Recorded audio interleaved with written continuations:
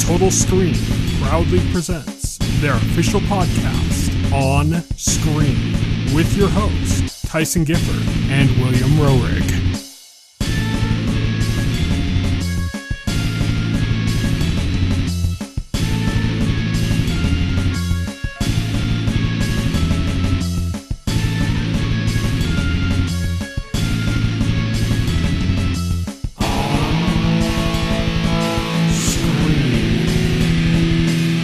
Hello, everybody, and welcome to OnScreen, the official podcast of the Total Screen. My name is Tyson. My name is Will. And today we are going to be talking about part 2 of season 2 of Invincible. We're also going to be covering a few news stories related to Game of Thrones spinoffs, a few trailers that have come out in the past week, and what's coming up on the horizon, which we got quite a few things there. So let's get started with our On the Horizon segments.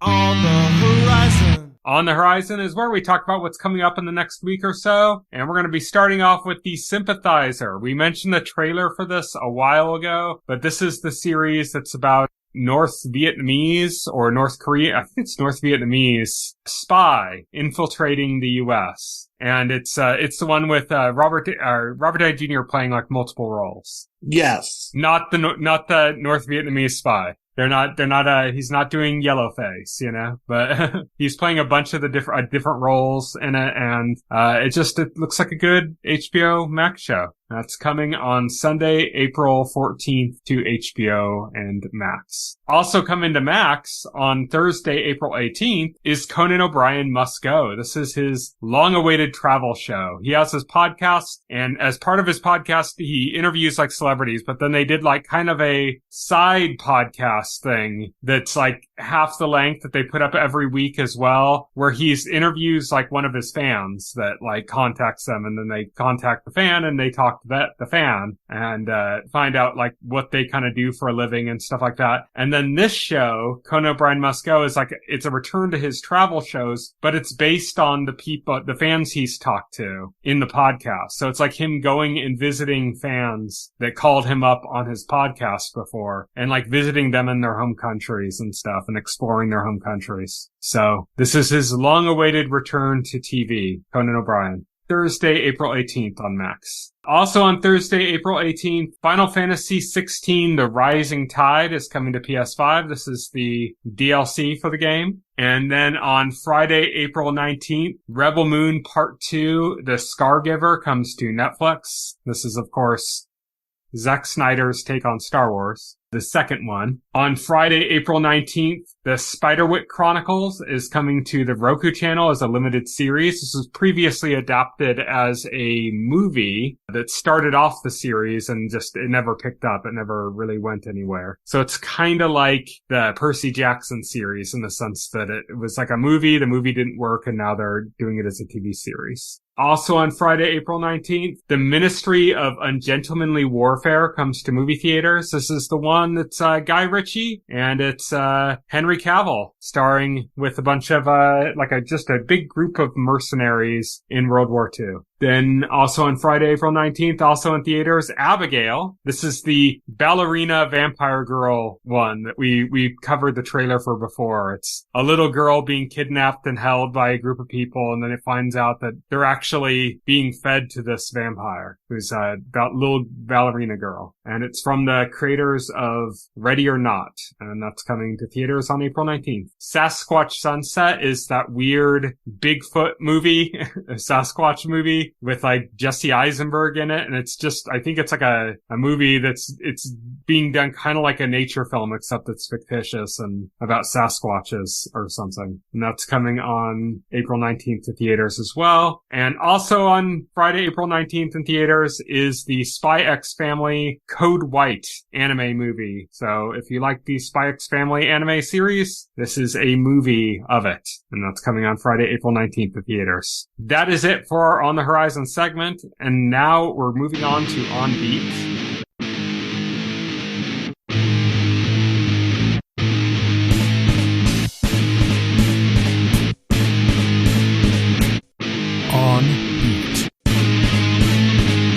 On Beat is our news segment. We got 2 news stories related to Game of Thrones spin-off series, and then we've got 4 trailers to cover after that. Let's get started. That the leads have been cast in the new Game of Thrones spin-off series, Knight of the Seven Kingdoms, The Hedge Knight. This is of the Game of Thrones spin-off series that have been in development. This is the one that actually is based on something. It's based on a novella. I guess House of the Dragon is also based on something. It's based a novella series, because it's not even finished. So, House of the Dragon is based on the Fire and Blood, which is kind of like a fictitious history book, I guess. Yeah. And then this one is actually based on a novella series. I think there's like 5 of them out or something like that. Yeah, it's called like the Dunk and Egg series. The Hedge Knight is like the name of like the first novella of the 5. Yeah, it's following 2 characters. It's Sir Duncan the Tall and Egg. And Duncan the Tall is actually like an ancestor of Brienne of Tarth. Yeah, Duncan the Tall is a knight, obviously. Hedge Knight. Egg is his squire, who also happens to be the future ruler. He is of the an kingdom. Aegon Targaryen. Yes. It's a common name, Aegon's like throughout the Targaryen line, and he's Aegon Targaryen, but he's nicknamed Egg as an EGG because he's bald. Right, yeah. He's nicknamed Egg because he's bald. He is not the Aegon that they kill, that they have the big war over with the Starks and like the Baratheons and stuff, and which leads to that wasn't Robert Aegon. That taking was the can't remember his name. Starts with an R. It's not Aegon. Aegon, the other Aegons you would think of is the one who's sitting on the throne currently in House of the Dragon is an Aegon. And also the Conqueror, the guy that he didn't start the Targaryen family, but he's the one that came to Westeros. Like the first Targaryen to come to Westeros was an Aegon as well. Yes. I mean, yeah. The Conqueror of Westeros was named Aegon. That's why it's such a popular name. That's also what they said Jon Snow's real name was. Yeah, that's why it's such a popular name among the Targaryens, because Aegon the Conqueror, you know? Yeah. So in this, Duncan the Tall is being played by Peter Claffey, who is in Vikings Valhalla, and Egg is being played by Dexter Soul and Sel from The Ballad of Songbirds and Snakes, which is the Hunger Games spinoff. No clue who these people are, which is fine. They're kind of lesser known-ones. But I mean, that was the case with Game of Thrones, except for Sean Bean and Lena Headey were the only ones I think I knew. Yeah, I knew ahead of time. Yeah, exactly. And then in House of the Dragon, it just Matt Smith was the only one. Matt Smith. Yeah, exactly. It's like, these shows are full of newcomers and unknowns, and they've all did a fantastic job. So like I'm optimistic. I don't have any reason not to be at this point. But basically, I think this is kind of Game of Thrones Lone Wolf and Cub in a sense. It's basically like it's the adventures of a very tall knight and his squire who's very young. I haven't read any of the stories and novellas, so I have no clue what goes on. So that's the read I got off of it. It's kind of that, except it's less about being protective of the little kid and more like it's the guy's squire. Oh yeah, well, but it's an adult running around with a little kid. It's more agency. It's not like something like The Mandalorian or Lone Wolf and Cub, where like they're literally taking care of like an infant. Well, I mean, The Last of Us is also like a Lone Wolf and Cub, and that's she has some agency. Sorta. She's older. She has a lot of agency. Actually, Lone Wolf and Cub, the kid grows up and has agency, and Grogu has agency too in The Mandalorian because he has force powers. I'm not saying that they didn't. I'm just saying it's a little different. Technically, Grogu's the oldest of all of those because Grogu's 50 when we're introduced to him. He may be like a baby, but he's 50. But anyways, that's the casting story for that. Those are the 2 leads, and they've been cast. And the other news we have related to Game of Thrones spin-off series is that Kit Harington was in development with a Jon Snow series that was going to follow Jon Snow after the show, which everybody was kind of like, why? Yeah, exactly. It's just him hanging out with the wildlings beyond the wall, like putzing around. He said like they couldn't come up with a story everybody was happy with, and I'm like, well, obviously. Yeah. Like, I don't know how you do that show. I think if you're gonna do a Jon Snow show, it should be like way later. Like it should be like Jon Snow when he's like 60, Right. And some other big event happens and he gets drawn into it, But like if you create a big story that's something happening with Jon Snow, it almost becomes like a betrayal of Game of Thrones. It's like now you're diminishing the severity of the events of Game of Thrones, know? Like saying Right. like, oh, big things like this happen all the time, apparently. This happened just years later, you know? Right. Or you can do a really small adventure, but who really wants that? You want something big and meaty, you know? So it's like, it would make more sense if it's like Jon Snow and he's like 60 or something, you know? Mm-hmm. In a Lone Wolf and Cub story. That's the thing. Him taking care of a little wildling child when he's like 60, you know, and like a big event happening. Slowly, he gets revealed to this child that, you know, he's actually this important figure from the past or something. That would be the kind of show you would do, but obviously Kit Harington isn't old enough for something like that yet. I wouldn't want to see that show. I'm sorry. we should just redo Lone Wolf and Cub with every character in the world. Yeah, we should. We definitely should. That's the outline. Yeah. That's the trope. It's the trope that everyone's doing now. And then, of course, Kit Harington will be replaced playing Jon Snow by Pedro Pascal. Because it's in his contract that if there's a Lone Wolf and Cub show that he's the Lone Wolf. Of course. But that is it for our regular news. And then we have a few trailers that came out, starting off with Tales of the Empire, which is a kind of sequel to the Tales of the Jedi, which itself was an animated anthology series on Disney Plus for Star Wars. And this one is kind of in the same vein, except it's going to focus on people from the Empire, the villains, basically. Yeah, the villains. I thought it was going to be Tales of the Sith, but I guess not. Well, they probably have a wider range than just Sith, because I think Lucas really shot himself in the foot when he did the whole thing in the prequels, making a big deal about how there's only ever 2 Sith around at one time, you know? Oh, yeah. There's only like... It just kind of like destroyed the lore possibilities right. for that by limiting it so much. But it makes sense to do, you know, with Tales of the Empire, then you can focus on all sorts of people within the Empire rather than just Vader and the Emperor as the only 2 Sith. But yeah, that's coming. So if you're excited for Tales of the Jedi, then you should be excited for Tales of the Empire. And next up, we got a trailer for City Hunter. This is a new manga/anime adaptation, live action for Netflix. I completely forgot what City Hunter was about. You know, I knew the name. Watching the trailer, I still don't really quite remember. I know it's an anime and a manga. I don't know anything about it or what it's about. Never looked into it. It's got that very late 70s, early 80s kind of anime vibe to it, though, with like the kind of weird, goofy protagonist. Yeah. That's like very much like of its time. Pre-Dragon Ball Shonen type stuff. Oh, for sure. But yeah, City Hunter, I mean, it looks fun. It looks similar to like Yu Yu Hakusho or something, like a kind of a lower budget, fun anime adaptation. Yeah, exactly. Then we got a trailer for Maxine, that's with 3 X's in the middle. This is the latest in the trilogy, or the last in the trilogy, I believe, if it remains a trilogy, which started with X, which was a horror movie, and then X was a horror movie. It took place, I think, in the 70s, and it was they were filming a porn in a farm on a farm, farmhouse, and the owners, were very homicidal.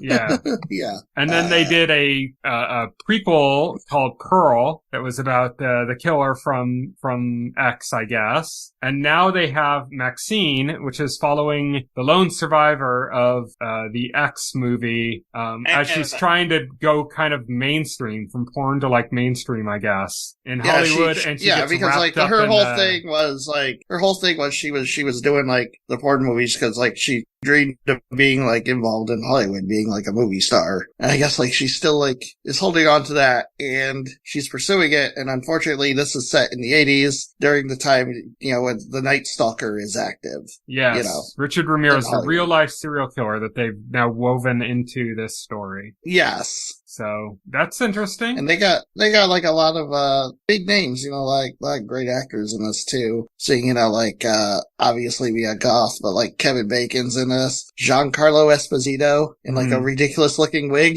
is in this. He's in that Abigail movie that we talked about in On the Horizon too. Yes, he is. He is showing up a lot. Yeah, he's popping up in like these little small roles everywhere. Oh yeah, absolutely. And I've been rewatching Breaking Bad and just finished season 3, so I'm seeing him a lot. I'm seeing Gustavo Fring everywhere. It's Gustavo Fring's world. We just live in it. Yeah. And then the big trailer of the week, by far the biggest trailer of the week, is Joker Folie à Deux. This is the Joker, the Joaquin Phoenix non-DCEU connected movie. It's like a standalone. The first one was made it was basically almost a remake of Kings of Comedy, the Martin Scorsese film. Yes. From the 70s. It was almost like a remake of that, but done with kind of the character of the Joker and stuff, and not really about Batman, just about the Joker and kind of how he became how he was. Very grounded, but like,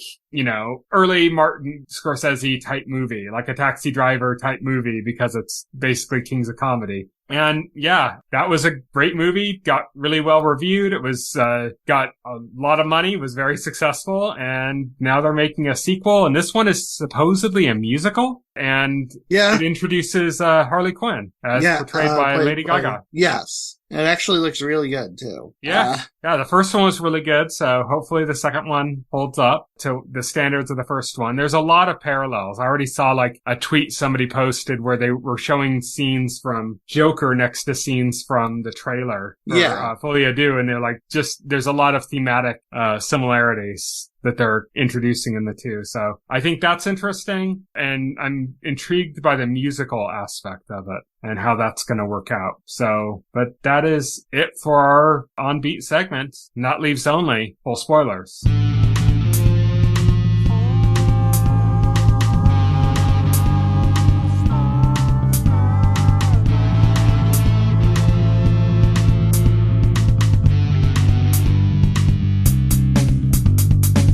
This week on Full Spoilers, we are talking about Invincible Season 2, Part 2. Last time we talked about Invincible, Will wasn't too keen on how Season 2 was developing. The pieces weren't coming together. It was unfortunately Season 2 is a victim of its own structure and the fact that they had a delay because of the strikes and they needed to put something out. And so they put part of the season out, but the season wasn't really structured to handle that. So tell me, how do you feel about Season 2 of Invincible now that you've seen it in its totality? No, I think it works a lot better because like all that stuff comes together in the second half. Yeah. Which is really a shame that it was cut in two like that.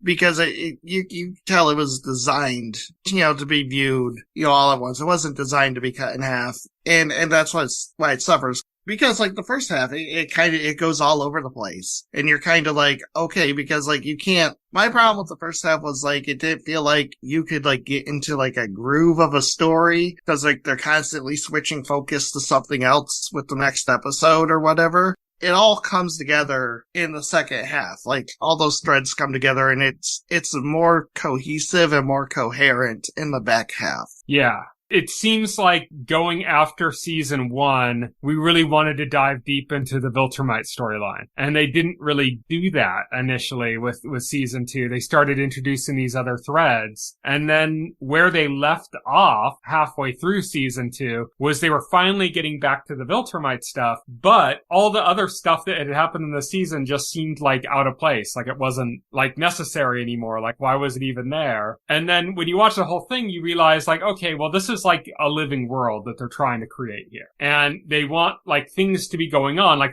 the whole world's not just waiting for Viltrumite's story to continue on. Like there's other things, other events happening within this world, in this universe. And we need to kind of get those into place. And then it's like, well, then you can't really have a focused story if you're like dividing your attention. But when all of it comes together, I think what I realized is that a lot of the stuff is being used more for thematic purposes than necessarily for the stronger purposes of the plot. Like they set up the character of Angstrom Levy, who's the multiverse traveling guy. Yeah. They set him up in the first part of season 2, like right at the very beginning. And it's like, okay, so why are we focusing on this guy? We want to be dealing with Viltrumites. Why are we dealing with this guy? They eventually come back and he's kind of the big bad of season 2 by the end of it. But it's for a thematic purpose more than for that story in particular, if you know what I mean. Like it's also that they can basically parallel what happened happened at the end of season 1 and show like Mark losing his cool and and the results of that and like how Mark has to deal with that as a character thing. So the character of Angstrom Levy is there not for like the larger overarching plot so much as it is for like Mark's character story. Right, yeah, exactly. Which I think that all that stuff works really well when you get the whole season. But when you're getting it like as they presented it in half, it's kind of like, where's this going? Why do I care about this guy? I don't really care about this guy. Come on, just get back to the Viltrumites. And then you're like, okay, yeah, but there's more going on in this world. Like, you can't just have the Viltrumite story.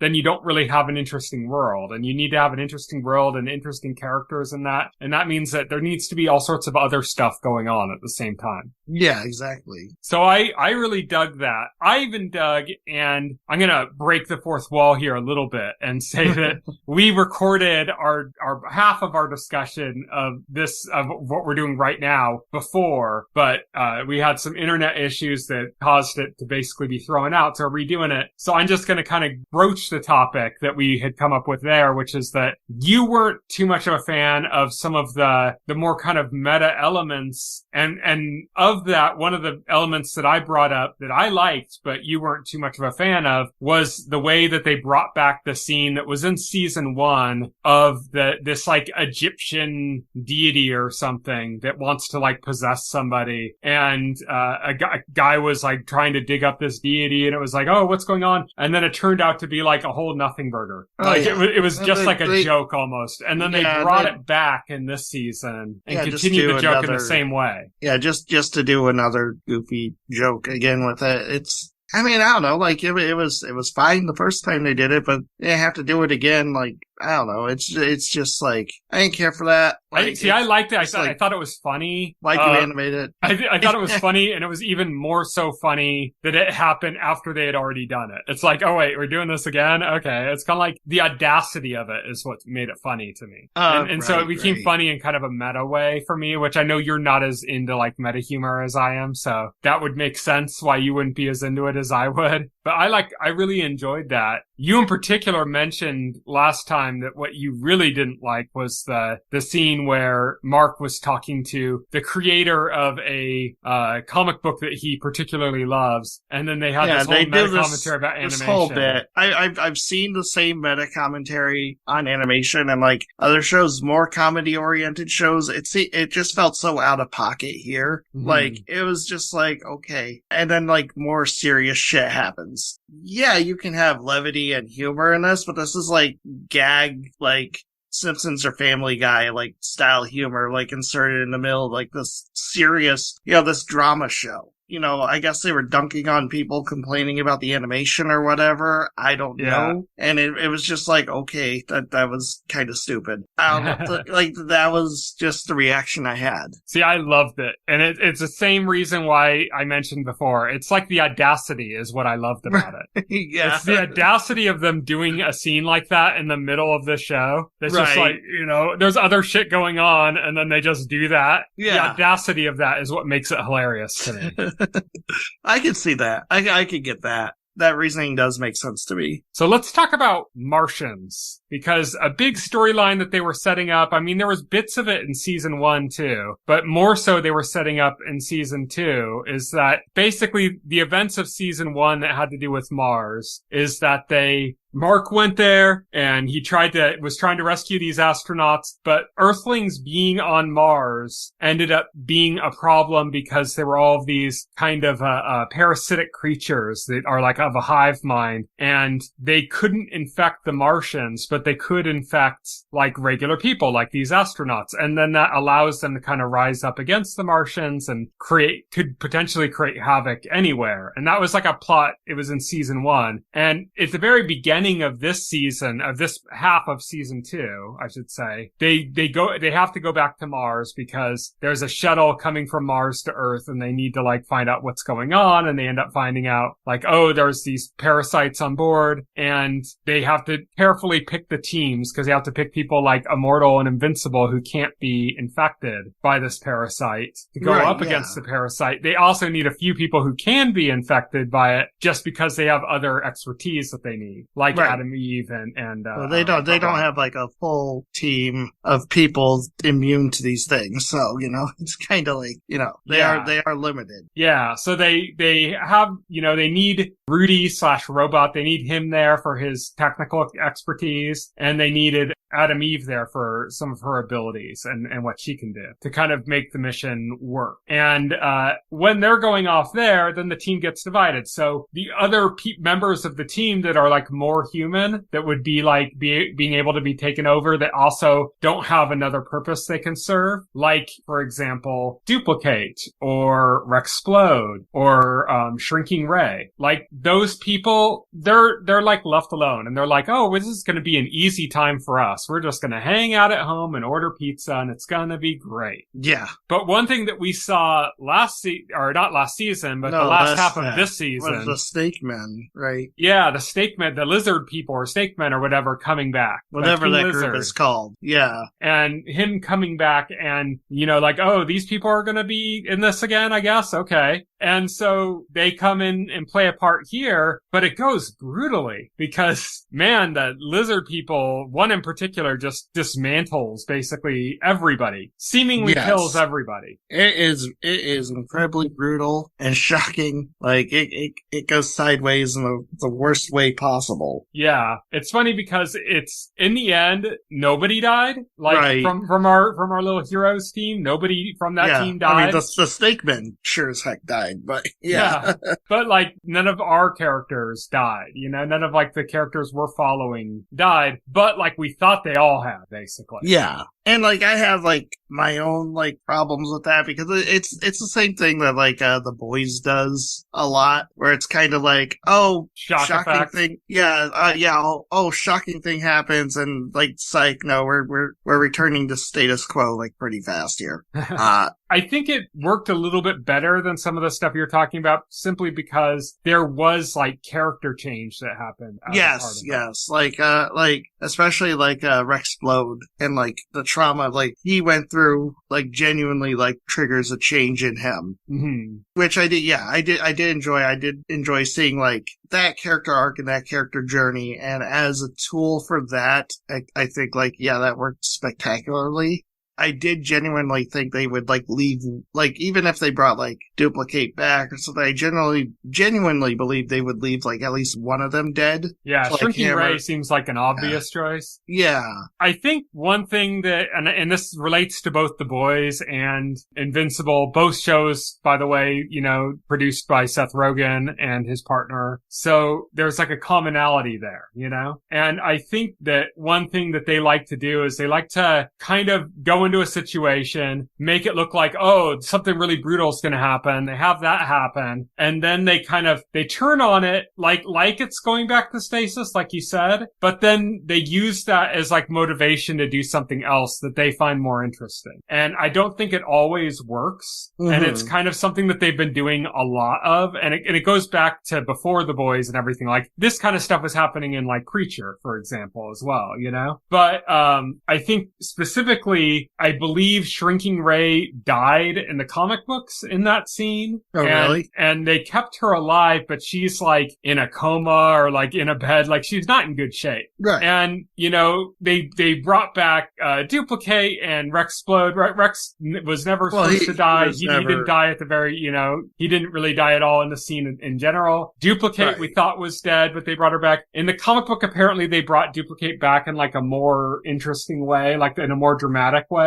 The reveal and that like she was just like hiding somewhere, and like that's the duplicates that she was fighting with. The way they presented it was a little different, I guess. Oh, okay. I haven't read the comics. I've just seen like some critiques of it, basically, where they've mentioned it, And apparently they kind of showed. In the comic books, they did a whole sequence where they showed the way Duplicate's power worked, and then that's how you realized that she was still around and that she was like, isolated and stuff. And it wasn't like she just showed up in a mortal's cabin, Like they actually did kind of a setup routine or something, which they didn't do here. But I think what they're going to do with Shrinking Ray is that they're going to hit on something else with that character. Cause she's kind of a nothing character before all this, you know? Like I didn't even remember her character. Was she even in this before? Or was she just kind of like, she's also on the team?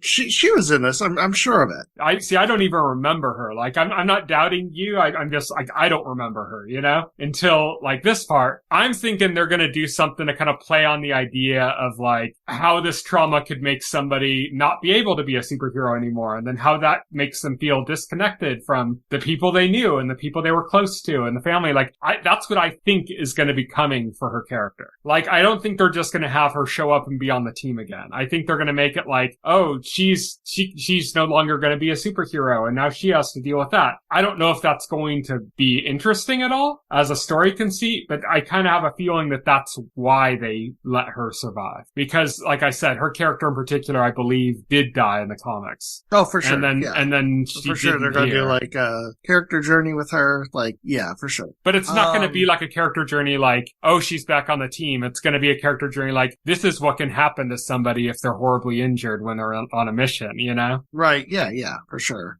What else should we talk about here? We need to talk about, I guess, Mark's brother, who was introduced in the first Oh, yeah. There's not much to say about that. It's just the fact that, like, yeah, we knew, like, from the first half that Mark's dad, Omni-Man, you know, went to this planet and had bug. He had another child with this alien bug woman, and because he was captured after the fight with the Viltrumites, and because the bug people aged so quickly, they asked Mark to take his brother home and raise him, and so that's kind of like a new angle that Mark and his mother are like trying to deal with, raising this kid. There's not really much happening with that at the moment.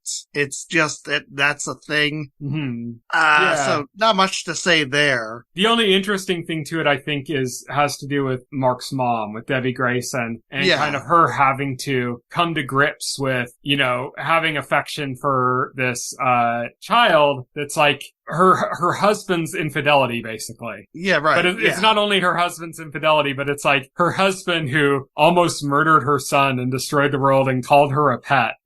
His infidelity, like, and kind of the complicated emotions of that, and the kind of relationship between her and Mark, and her wanting Mark to stay in school, because that's like a big story conceit, I think, that they worked their way through in the second half of the season, is that Mark was trying to have the dual life as, like, you know, he was trying to be a student and go to college and everything and all of that. And I think one of the in ways they did for how this is going to be complicated for Mark is his brother, and the fact that his mom just got a new job, or her old job back, and now she's going to have to be taking care of this kid, and, you know, he doesn't feel right about that. Like, he feels maybe he should be doing it, but then he has the school and then also the superhero life. And that's kind of like, I think, the early inroads into dealing with his conflicts of his double identity. Right. Oh, yeah. And then they go in a more interesting place with it by the end, at the end of the season, where you realize that this is just not something that's doable for him anymore. Like, he can't carry on this relationship with Amber. It's not fair to her. He can't, rely on his mom to take care of this child entirely. She has to kind of give up some control to this nanny who works for, Cecil's organization. And she has to kind of like figure that out. And then Mark has to figure out a way to kind of stay in his life and be a superhero and stuff, and can't really do all of that while still being Mark Grayson. Right. Yeah, exactly. Which I'm glad is something they got to in this season, because it's the kind of thing that if they hadn't gotten to it, it could be like really annoying when you get to like Invincible season 4 and he's still like trying to shuffle his double life kind of thing. So I'm glad it kind of seems like they left that behind. Right. Yeah, exactly. Like they tackled it head on, like up front, you know? Mm-hmm. And like the way the season ends, you know, we get the whole thing of there was the female Viltrumite that comes down and, you know, like threatens. That was Mark. a really good tense scene. I Yes. like the way they introduced it. Like, she shows up and she's not in frame. You just hear her voice and you kind of see Mark's reaction, and then you see her, and then in the next shot you see is like her hand around Amber's neck. Yes. And it's like the threat is more important than introducing the character yet, you know? And, Right. and I like the way all of that was done and handled. I like the way they did just even the effects of Viltrumite going all out. We saw it a little bit with Omni-Man, and kind of when he was dragging his son's face through a subway and murdering like all of Chicago pretty much. We saw a little bit of that about like how brutal a Viltrumite can be when you have that kind of power. Yeah. But I love the way they did things. Like, I love that Mark was struggling fighting this like Kraken creature, and she just like zooms right through it and then stops so fast that all the blood flies off of her. Yeah. Like, it's just the exactly. effect of that. I think that's one thing that this show has done exceptionally well, is just the way they show kind of the power of the Viltrumites and show like how scary that can be. Yeah. And And the fact that, like, even this one Viltrumite, Mark can't even, like, stand up to her. yeah. You know. Yeah, I So- love that. And, Yeah. and thematically, I love how they touched on that when we got in the season finale. We got to see kind of Engstrom Levy's different multiverse personas and how they experienced Invincible. And Yes. you see how brutal those different versions of Invincible are, like murdering his son in front of him. And like, but I think the shot that like really just kind of drove home the kind of like craziness of the Viltrumites was like when he was walking down the line, just chopping people's heads off. Yeah, with his hand, by the way. Yeah. Yeah, just like Cry chopping people's heads off. Yeah, that was crazy. It shows like that threat. And then, there's another storyline. At the end of the first half of season 2, Omni-Man was captured by the Viltrumites and was being put to death. Apparently that doesn't happen right away. They need, Viltrumite to recover and basically be at full health before they can kill him. Yeah. So he's on this like prison ship in recovery. Meanwhile, we have this whole thing with Alan, the alien, Yes. where we Alan had is thought he had alive. died. Yeah. In the first half of season Again, 2. they did the thing again. Viltrumite Optimus Prime, who we find out is a Viltrumite, which, by the way, He I thought that admits. was hilarious. When he Yeah. pulls off the beard and he just has the mustache, and that's how, like, he revealed his secret identity as a Viltrumite. Right. All the Yeah. Viltrumites have these mustaches, Yeah, they all have the mustaches. Viltrumites can't have beards. Silly. I just cracked up. I was, like, laughing so hard. Yeah, that was great. That was great. That was legitimately one of the best jokes they did. Yeah, he just like rips it off. Like that was his entire disguise, apparently, like a fake beard. But yeah, Viltrumites have mustaches, not beards. he reveals to Alan that, like that he is a Viltrumite and that like he is like the first Viltrumite or something to rebel against the Empire. And now like there are others like Omni-Man and Invincible that have also rebelled. He wants to recruit them, for his fight against the Viltrumite Empire. Mm-hmm. And Alan, it's interesting, the reason why he disconnected him and let him die, basically, is that it was a gamble. It was like he needed Alan to become stronger, and something about Alan and the way he was created, which we got a little tease of before when we were Alan introduced to was his character. part of a program by his race, his species, to create members of that race who could take on Viltrumites. Yeah, but Alan obviously couldn't. He got taken out pretty easily Yeah. by some Viltrumites. But then after recovery, now he's just like right on their level. Yeah. And it's hammered home because like we see like Alan flying in space, and then we see like he comes across the Viltrumite prison ship, or like they notice him and they pull up right next to him, and then like out comes the woman that Invincible was fighting. Yeah, who she was Anissa. Anissa, who she was handing Invincible his ass, but she starts fighting Alan, and Alan is like not even like breaking a sweat against this Viltrumite. Yeah, it's funny because he gets hit and he goes flying away, and then he's like, huh, that didn't hurt. Yeah. And he's like, I wonder. her, and he like runs up to her and smacks her and makes her bleed. Yeah, exactly. So And we've then already seen how strong she is. So, Yeah. And then he allows himself to be captured. Like he gets knocked out or whatever. It looks like he gets knocked out. And then as he's being dragged to the Viltrumite ship, you see his eye open and he's smiling like, haha. Oh yeah. According to because plan. that was the goal. He found the prison ship where Omni-Man was being kept. Uh-huh. So, he has to get in there, and the easiest way in is to just let himself be captured. Yeah. It's interesting is before that, we had an encounter where he found Invincible and, was trying to recruit Invincible. Invincible's like, I can't join. There's too much going on here right now. I can't leave. Yeah, he's had too much going on with his personal life. So. Yeah. And he said, but I do have something. And it was his father's books that we got the tease of at the end of the first half of this season that show kind of experiences that other Viltrumites have had with like other species, things that could hurt them basically. So now he's got all these books that are written as fiction, but they're like basically like when Mark was describing it, Alan's like, yeah, this species sounds familiar. Like this, I know of this species. And they're clues to taking down the Viltrumites. Yeah. So Alan is coming armed with that as well, and coming for Omni-Man. And, the rest of the storyline we get with Omni-Man is that he misses his wife. Yeah, exactly. Let's talk about the final episode and kind of the big events that happen there. So with all of Mark's shit going on in his personal life and stuff, he ends up getting a phone call from Ungentlemanly saying like, you need to return home, Mark. And Ungentlemanly's got his family held hostage. And Mark comes back and immediately gets like knocked into like several different multiverses. And Ungentlemanly's just basically playing with Invincible. He's, Mark can't really do anything against him. He just keeps getting knocked into different dimensions. And what's really funny about this, and I mentioned it to you before you watched the episode, I'm like, keep an eye out for all the cool cameos. Oh, there's like a Spider-Man and a Dr. Octopus. Yeah. There's literally Agent Batman. Spider, I guess they called him. Oh, yeah. It's literally Batman, but they obviously don't show him. Yeah, they don't show him. They just have part of a cape. They just have Mark saying like, so you dress like a bat and you're a man. I just think the name's kind of lazy.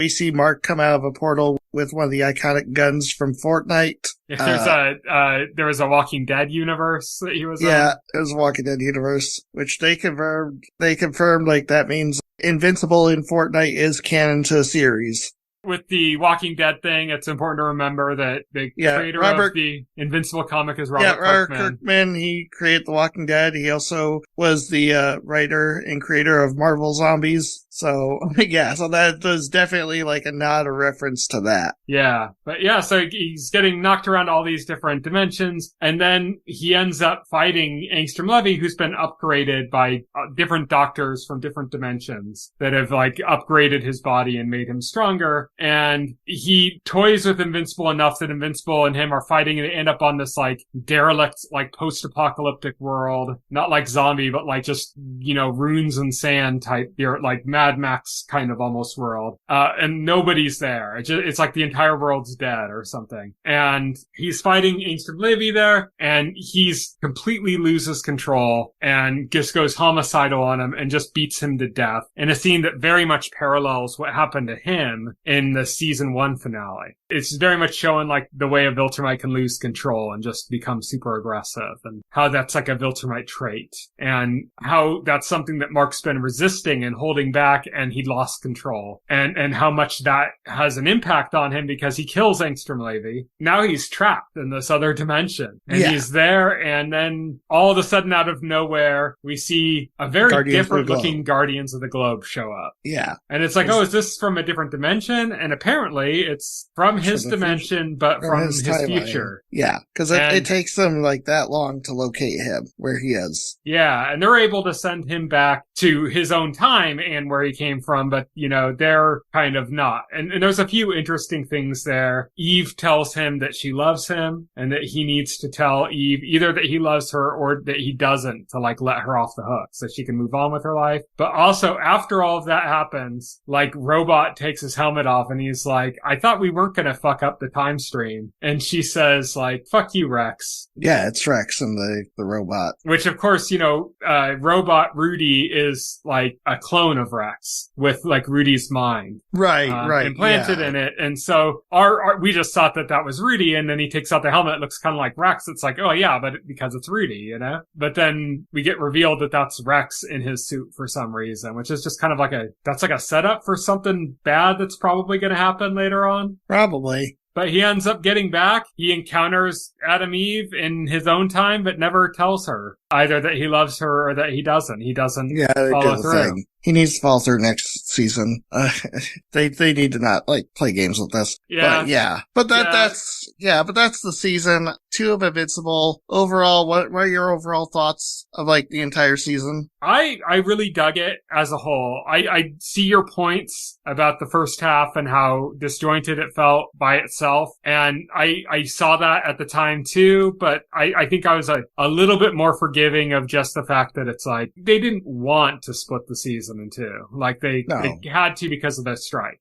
Nothing was structured for that. So I kind of like, I was like, oh, I'm not going to judge it until I see the rest of it. And once I got the rest of it, I thoroughly enjoyed it. I think it was a massive step up from the rest of it, and it shows like a natural progression. I really liked it. I think I like it more than season 1 overall. Like having seen the whole thing, I think they went into some more interesting areas, and yeah, I'm excited to see more. Oh yeah, same. As a whole, it was good. I'm looking forward to season 3 now. That's good. Hopefully season 3 doesn't suffer the same way with being split. But yeah, like, I did enjoy the season, like, after all, so. It's interesting because Amazon has been doing the thing, like, when they first started doing content, they were putting up, like, everything at once, just like Netflix does. Then they started doing, like, okay, we'll put out, like, half the season, and then we'll air the rest of it. And then that half of the season turned into, like, okay, well, this time we're just gonna put up, like, the first 3 episodes, and then the rest will be week to week. And then they started doing split seasons for some stuff, even before Invincible, I believe. Netflix has done this too. They've done split seasons as well. But like, so they've played around. So like, there's a sense of like, okay, so now that Amazon's done this, it's kind of like the cat's out of the bag. They're just going to do this shit again. So that, we're season 3 of Invincible. It's going to be a split season. They're going to stretch it out as much as they can. But then Amazon turns around and drops the entirety of Fallout at once. Not week to week, not like one chunk, but week to week, just all at once, like Netflix style again. Well, that's and who knows what's going to happen. But yeah, that's all I have to say about this. Yeah. I'm hopeful that season 3 is going to be good. It's probably going to be a while. Remember how long it took for season 2? I think it's been like 3 years or something. Yeah, it's probably going to be a while for sure. Cause like animation, it takes a bit, yeah.